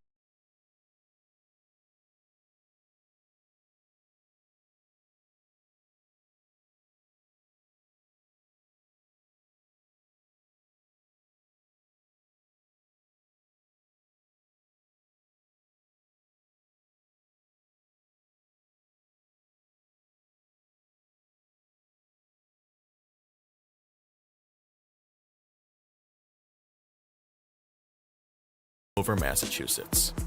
Can you tie my shoes? In every home and every community, Be careful on your bike. learning can happen anytime, anywhere. We'll see you at practice this weekend.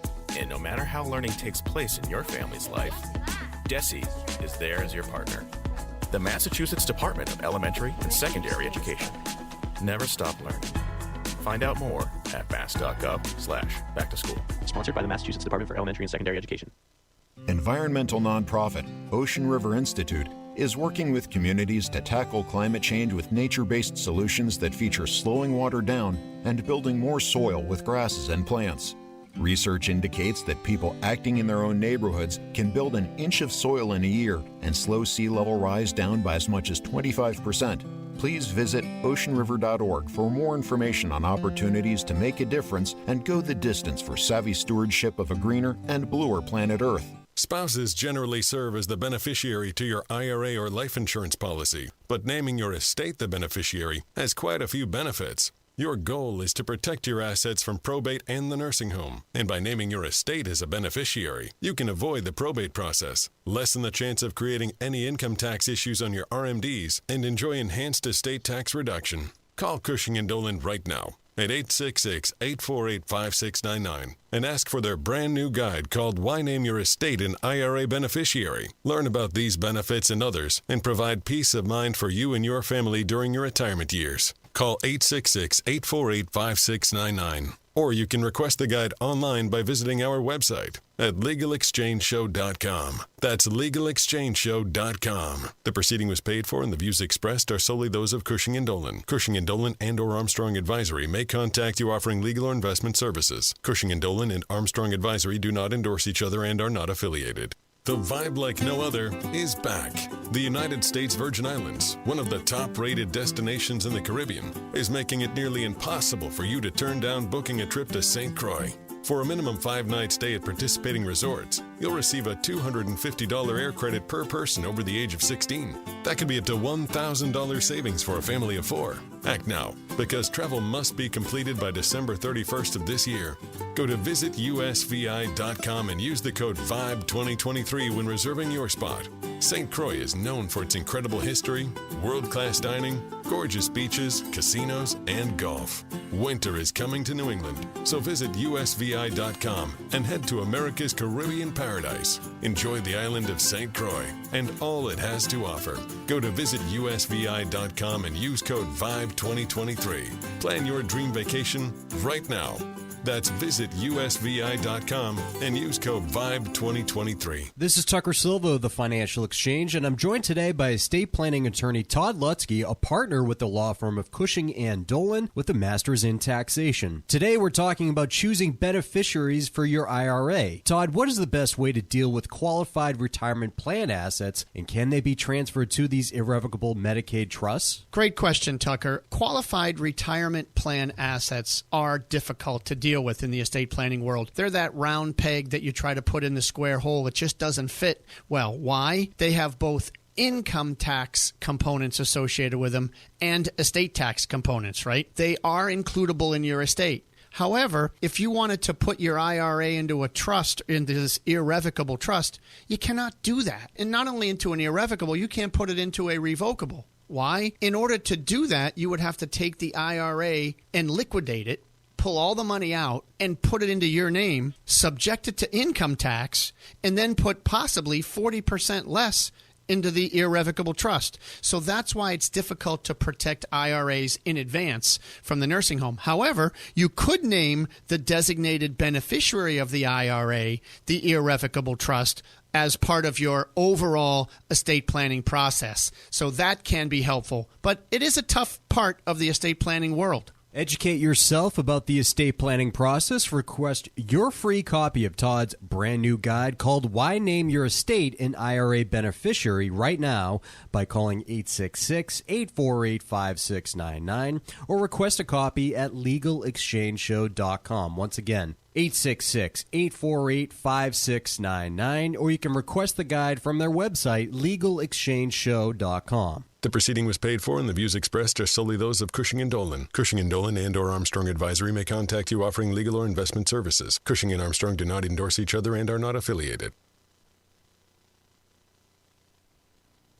Missed one of our shows? Catch up anytime by asking your Alexa smart speaker to play the Financial Exchange. This is the Financial Exchange Radio Network.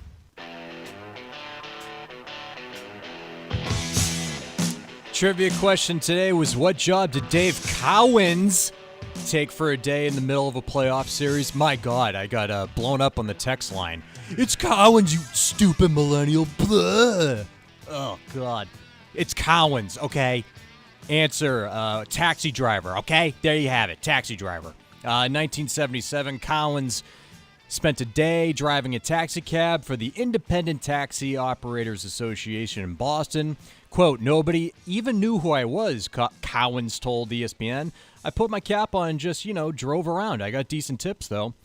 So there you go. Fun fact there. Doug from Medfield, Mass., taking home our Financial Exchange Show t-shirt and is also registered to win a $100 gift card to Applebee's, which we'll give away on Friday's show. And trivia is brought to you by Applebee's. Choose from a variety of half-price late-night appetizers after 9 p.m. because half off is just more fun. Now, that's eating good in the neighborhood. Void where prohibited. Dine in only. It's pronounced taxi driver. Yeah, I was going to say, Tucker, he played between Bill Russell and Larry Beard. Yeah, obviously. I thought the D was silent. I thought it was just Larry Beer. Yeah, Larry might agree with that. Larry's been known to have a couple, Let's talk a little bit about Meta. This is up there, in my opinion, for one of the dumbest lawsuits filed in recent history. So the United States, not the United States, 36 U.S. states have sued Meta, I'm quoting here from the Financial Times, alleging that the social media platform deliberately deployed manipulative and addictive features in order to hook young users in their hunt for profit while misleading the public about their actual harms. No. Other things. According to the complaint filed in California, the company encouraged harmful addiction to its products by designing, quote, dopamine-manipulating recommendation algorithms, as well as features such as likes that spur users to compare themselves with others. It also flooded users with alerts that allowed them to peruse the platform endlessly, with the infinite scroll design, attorneys general said. So, I'm very much of the opinion that I think Meta is just a horrible company from a moral and ethical sense in a lot of cases. I believe that. I don't know what you're actually suing on here, though. I mean, what is it illegal to make a product that people want to keep coming back to? I mean, dopamine is that's the premise behind everything fun in life. Is the issue? That's like saying, hey, sports, stop giving people points because it's too fun and they'll want to watch you more. Yeah, if you've ever felt good about anything, that's dopamine. Yes. Powerful transmitter, right? Dopamine should be illegal. Is the issue here that they are manipulating people who are not of the age, it's not the age of consent. Well, maybe it is for this particular activity. Like casinos, casino design is a masterclass in dopamine elicitation. 100%. Everything you do that gets you to put more money in their pockets is stimulating. But that's okay because we're consenting. We're adults. We have the capacity to consent. Is the issue here that kids don't? In which case, you just keep them off the platform. You got to be 18 or older to use Facebook. That solves that problem. Am I stating that? Well, Facebook already prevents anyone 13 or under from using it. Well, they need to raise the age limit, maybe? Is that something these AGs would settle for? Maybe. I don't know, but I'm not even sure what... I just don't know what is actually... I don't know the law, but I look at this and I'm going, okay, it can be a bad product that's addictive, but what grounds does that give you to sue? Is kind of where I am. Yeah, it must be the same law, and this is like two non-lawyers. We may as well be pulling two random people off the street, but hey, it's talk radio, so. This may be covered by the same statute or precedent that covers tobacco sales to, again, minors, because they can't, it's addictive, but if you're a grown-up, you can make an informed decision and choose your own fate. Someone under the age of majority cannot.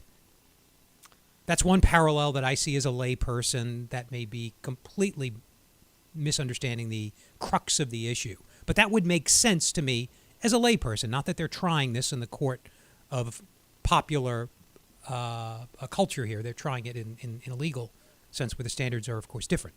So I went to the Meta page on how do you sign up for a Meta account as a teen, just because I'm curious here. So, and these are the requirements in order to sign up.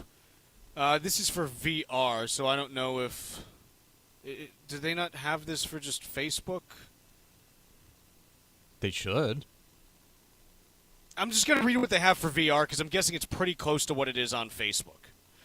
Teens can only have one parent or guardian supporting the account. Parents can support up to 5 teen accounts.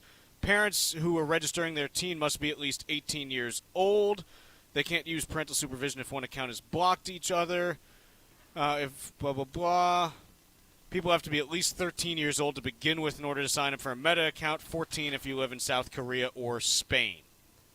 So you can set up parental supervision on any of this. It doesn't look like you're required to. But I don't know. I mean, if you're a parent who wants to manage your kids' Instagram stuff, there are ways that you can do that. It's not like Meta said, no, you can't. So I'm just struggling to find out what's here because the age limit for Meta accounts has been 13 for a while now. It's not like this is some new thing that happened this year where they lowered the age to 13. So I guess I'm kind of looking at it and going, if this is something that is illegal, well, it's been illegal for like 7 or 8 years. Why didn't you do anything about it sooner then? Right? Makes sense to me, but the law that they are invoking here, the Children's Online Protection Privacy Act, is not something I'm familiar with, obviously, and they think they've got them on that relatively recent update. The vibe. Sorry. No, I was droning on anyway. No, you're fine. The vibe like no other is back. The United States Virgin Islands, one of the top-rated destinations in the Caribbean, is making it nearly impossible for you to turn down booking a trip to St. Croix. For a minimum 5-night stay at participating resorts, you'll receive a $250 air credit per person over the age of 16. That's up to $1,000 off for a family of 4. Act now because travel must be completed by December 31st of this year. So go to visitusvi.com and use the code VIBE2023 when reserving your spot. St. Croix is known for its incredible history, world-class dining, gorgeous beaches, casinos, and golf. Winter's coming to New England, so visit usvi.com and head to America's Caribbean paradise. Enjoy the island of St. Croix and all it has to offer. Go to visitusvi.com and use code VIBE2023. Plan your dream vacation right now. That's visitusvi.com and use code VIBE2023. The Chinese government announced that they are going to be engaging in a 1 trillion yuan budget boost and potentially being willing to exceed their, I'm going to quote from Bloomberg here just because I've got a bone to pick with this. The $1 trillion budget boost and willingness to exceed a long adhered to 3% limit on the deficit to GDP ratio suggests a determination by Beijing to shore up growth for 2024 and avoid complacency. The first thing is that a trillion yuan is $137 billion, which for an economy of China's size that has been going through the slowdown it is kind of nothing. Is that an accurate assessment, Mark? Yeah, I was thinking drop in the bucket. The second piece is that I don't know why this piece parrots this idea that China somehow is, adhering to this 3% debt limit on an annual basis, because what China does is it just hides all of the debt that it would otherwise do at the sovereign level. It just hides it in regional governments and in state-owned enterprises. So it's just something where the accounting looks funky because you're playing this game of, what do you call it, where you put something under a cup and then you move the cups around and try to figure out what cup it's under? I don't think there's a name for that. A shell game? Yeah, that's the one. Oh, yeah, like Price is Right. Yeah, shell game. Yeah, thank you, shell game. It's a shell game. It's yes, all of the debt is not at the sovereign level with the Chinese government. It's just at these regional governments and state-owned enterprises and things along those lines. So I find the idea that China is somehow going to do this and adhere to that kind of ludicrous because they've never really adhered to it. They just move the money to somewhere else, and that's who ends up taking out the loans. Yeah, So I think that. you summed up their attempts to sweep debt under the rug, and then the amount of the rug just grows and grows and grows, so they put a bigger rug on top of it or move it to a different part of the living room. Yeah, it ain't working. China's got deep structural. We talked earlier about forces that drive long-term growth. We said labor force or population growth, and thus labor force growth, and productivity growth, which depends on innovation. And both of those long-term growth engines, I guess you could say they're sputtering in China. I'm not sure they ever had a organic, in-house productivity engine. They basically borrowed or stole technology, like the Soviets did, and then used it to industrialize fast. Can they replicate that over the next 30 years? Serious people have doubts. So if they are our geopolitical foe, as they appear to be, we just got to wait this sucker out. Let's take a quick break here, and when we come back, it's going to be time for Stack Roulette. Text us at 617-362-1385 with your comments and questions about today's show, and let us know what you think about the stories we are covering. This is the Financial Exchange Radio Network. Spouses generally serve as the beneficiary to your IRA or life insurance policy, but naming your estate the beneficiary has quite a few benefits. Your goal is to protect your assets from probate and the nursing home, and by naming your estate as a beneficiary, you can avoid the probate process, lessen the chance of creating any income tax issues on your RMDs, and enjoy enhanced estate tax reduction. Call Cushing & Dolan right now at 866-848-5699 and ask for their brand new guide called Why Name Your Estate an IRA Beneficiary. Learn about these benefits and others and provide peace of mind for you and your family during your retirement years. Call 866-848-5699. Or you can request the guide online by visiting our website at LegalExchangeShow.com. That's LegalExchangeShow.com. The proceeding was paid for and the views expressed are solely those of Cushing & Dolan. Cushing & Dolan and or Armstrong Advisory may contact you offering legal or investment services. Cushing & Dolan and Armstrong Advisory do not endorse each other and are not affiliated.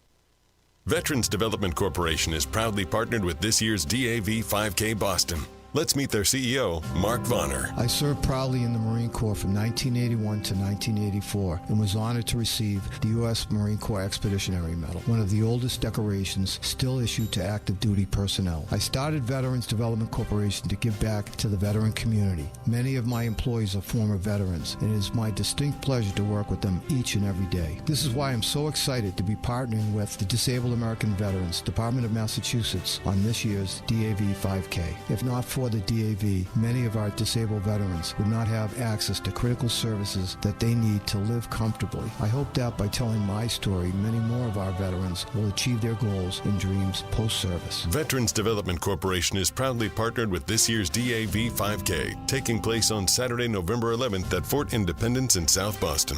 To register for this year's race, visit dav5k.boston. Building a solid financial strategy is a core element to enjoying your retirement years. That's why you need advice that you can count on. At the Armstrong Advisory Group, we understand the challenges of positioning your assets to help you maintain your wealth over time. Our goal is to offer advice that is both suitable and in your best interest. When you hire one of us, you hire all of us so you can be comfortable knowing that every advisor in our firm is dedicated to helping you create a realistic plan for your later years. Visit us today at armstrongadvisory.com and sign up for a free, no-obligation planning session. Click the Get Started button at the top right corner of the homepage, and you can select the day and time that works best for you. Go to armstrongadvisory.com and let us help you secure your financial future. That's armstrongadvisory.com. The proceeding was paid for by Armstrong Advisory Group, a registered investment advisor. Nothing in the ad or in any Armstrong guide is specific financial, legal, or tax advice. Consult your own financial, tax, and estate planning advisors before making any investment decisions. Armstrong may contact you to offer investment advisory services. The vibe like no other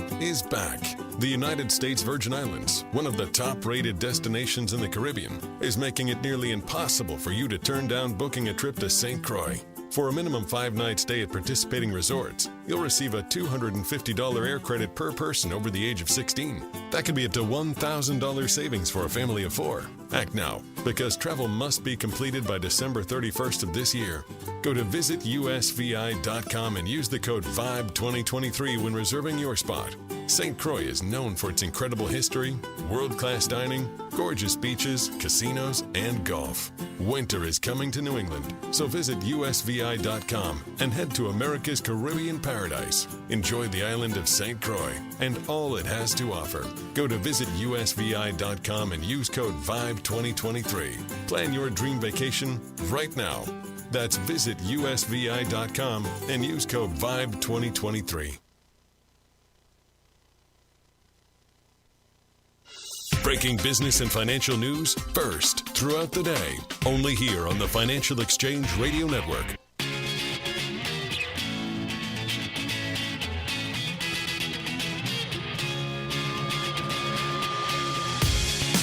All of us at the Financial Exchange are excited about this year's DAV 5K at Fort Independence at Castle Island. The date is Saturday, November 11th, and there's still time for you to register. Our partnership with the Disabled American Veterans Department of Massachusetts is a cause that's near and dear to all of us. So visit dav5k.boston and register to join Team TFE today. That's dav5k.boston. The DAV 5K Boston is proudly presented by Veterans Development Corporation. When you guys get on an airplane, how do you divide up the armrests? So, rule of thumb for me has been the middle seat gets both armrests. Yes. Right? Yep, middle seat gets both because the person on the window can lean against the window and has that armrest. Yep. And the person on the aisle has all that aisle space to, they can stick their leg out a little bit when the Sure. cart's not going back and forth, and they got that armrest. The person in the middle has nothing, and so they're entitled to both armrests. Yep, absolutely. Do you Mark, think your differently, thoughts? Mark? And I haven't traveled since before COVID on an airplane. Thank God, I hate the experience. But when Yeah, I I haven't used either. to travel a lot, I love it. I would wait and see. Boy, different topic. I'll wait and see what the people on either flank are going to do, and if they look like they're an inexperienced. If I'm on a second or third leg of a long journey, I have zero consideration. I just assume that my priorities and needs trump everybody else's, and I'll put a stake in the ground. And usually you don't get challenged. Sometimes I wait and see. It depends on how irritated I am, how long I've been traveling, and to where.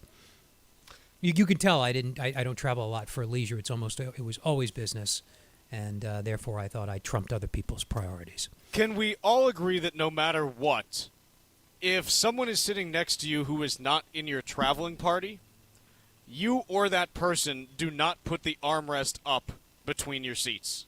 No, that should be a democratic decision. I didn't even know those things went up. You know they go up? No. Because Oh. you got to have some sort of a barrier between people, no? No. Well, if it's family, it's fine. Even then, I'd want a barrier. But, you get people that are like, oh, I'd like to put this up so I have more space. Like, no, I don't want it. No. That's You my wanna- space. When it goes up and now you're taking my space. Yeah, that's basically that's one step away from them sitting That's on the your lap. invisible wall. That's Yes. what it is. Now, I do like this idea. This family from, where are they from? The guy went to Cornell. It doesn't say where they live now. But they made a device called the Sorigami. And fantastic name. It's a thin plastic divider that what it does is it wraps onto the armrest, and it has an extended divider that goes vertical right up the middle of the armrest, and then a wider armrest that comes out onto each side of the armrest. So in theory, what it does, it builds a taller vertical wall, only like 3 or 4 inches, and then it also gives each person their own armrest space. They've sold 15,000 of these things, actually. It's only $20. It's only $20. Cost half a penny to make, it looks like. It's you're buying Christmas gifts, Sorigami, right? I don't know. You got to remember to pack it. If you're flying Southwest, where it's just the Wild West, I think you don't you know need where 2 you're of going to these be then. sitting, right? Like certain circumstances, this would work. Others, it wouldn't. If you're getting on and off a plane quickly, you're a business traveler, so you're on your way to a meeting. You want to deplane like I used to do. You cut ahead of everybody, even though you're not supposed to deplane first. You're that guy. You cut ahead of everybody? I've been known to do Oh, that. Yeah, I'll what do are you that. doing? Well, especially if Why I'm do you connecting. think they call him Fast Fandetti? You wait till the row in front of you. If I was, I empties. should have qualified that when I was connecting, Yeah. which you occasionally do. If you go Okay. Providence through Philly to wherever, you got to make that. Okay, that's different. Yeah, I will. I'll cut ahead. Sometimes they tell you can't. But anyway, if my you're doing point the is, O'Hare shuffle in the winter and trying to get to the gate on the other side, I get it. my point is, serious travelers travel light, and they want to be nimble and mobile. And this sounds like an encumbrance to me. Not a bad idea if you're doing a leisure flight, cross country, and you want the personal space. It literally just looks like a folded piece of cardboard. This origami you're talking about. It does look like something that you can easily slide in and out of a briefcase. Yeah, it's definitely not difficult. Briefcase. I would question. What is this, 1982? No, if you're a business traveler. Everybody travels with backpacks, and I haven't seen a briefcase. Yeah, I since haven't seen a dad briefcase. brought one home. Maybe not a briefcase, but I have a work bag that's briefcase slim. An accordion folder thing. Has anyone seen my handkerchief? Do you know a good cobbler to fix my shoes? I'll tell you what, cobblers are actually very valuable because the work of putting a new sole on a shoe is much cheaper than replacing a dress shoe, believe it or not. So don't knock cobblers. Nobody was. Let's talk about beef prices. They're moving up. According to the data from the USDA, the retail price... I'm sorry, are we just skipping Mark here? No. No, go ahead. I thought Mark wanted to talk about this. I was reading his mind. Go ahead. Okay. Mark, what do you have for me? Amazon considers offering veterinary telehealth as it looks to compete with Walmart. Would you be confident in a telehealth diagnosis for a dog? Or I could take cats or leave them, but I wouldn't want anybody's cat to go with an undiagnosed issue. So complicated as any pet owner knows, diagnosing an issue with a pet. They can't tell you where it hurts or how long it's been hurting or the nature of the pain. I mean, veterinarians have to put, as you know, Chuck, you're cat owner, right? Okay. Yeah. And so it's just as complicated, maybe more so with cats. They've got to rotate all the extremities. It's a detailed investigative process, and I can't imagine being able to do that remotely. Buying medicine is one thing, but telehealth, digital health delivered for digital care, cat or dog, I wouldn't trust it, wouldn't rely on it. I'm with you. I'd rule it out categorically. Telehealth for a person, fine. I can explain it. We can have a That's conversation. kind of what I mean. Yeah, but an animal, I'm right with you. It's they can't express it, and you don't know if you're conveying the right messaging over to the person on the other side because you're not the person. Very often you just know your dog or cat isn't being themselves. Yes. And that's the extent of it. Well, are they in pain? I don't know. Maybe they're limping a little. Hard to say. That could be anything from a bee sting on the paw to cancer, God forbid. You really ought to go to a vet. Taking a look at markets as we wrap up the hour, the Dow is up 75 points, S&P down 37, NASDAQ down 226 now as the sell-off deepens in tech. We're done for the day. Back at it tomorrow on the Financial Exchange, and we'll see you then.